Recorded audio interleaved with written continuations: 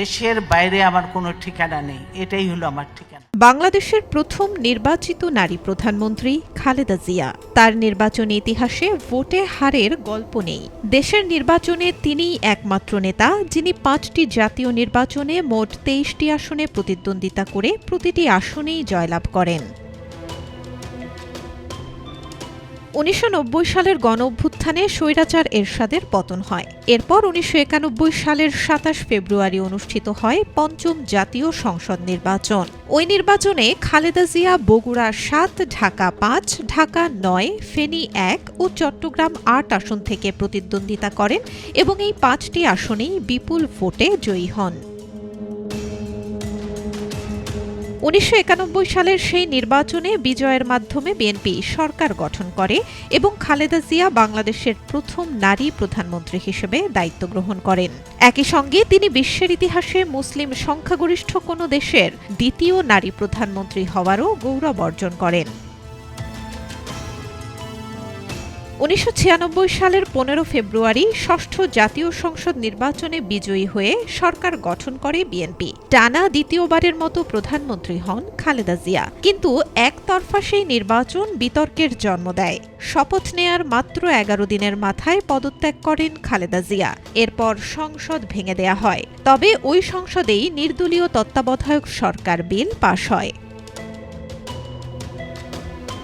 এরপর ১৯৯৬ সালে অনুষ্ঠিত সপ্তম জাতীয় সংসদ নির্বাচনে আওয়ামী লীগ সরকার গঠন করলেও খালেদা জিয়াকে পরাজিত করা কারো পক্ষে সম্ভব হয়নি।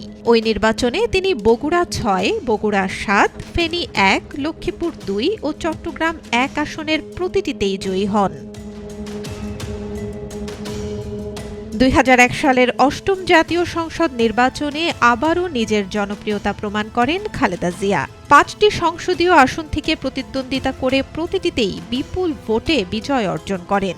বিএনপি সরকার গঠন করে এবং খালেদা জিয়া তৃতীয়বারের মতো বাংলাদেশের প্রধানমন্ত্রী হন।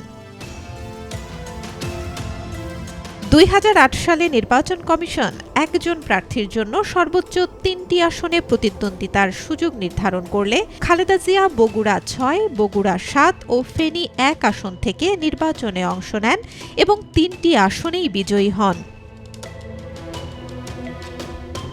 ২০০৮ সালের পর আর নির্বাচনে অংশ নেয়ার সুযোগ হয়নি খালেদা জিয়ার। ২০১৪ ও ২০১৮ সালের বিতর্কিত জাতীয় সংসদ নির্বাচন বর্জন করে বিএনপি।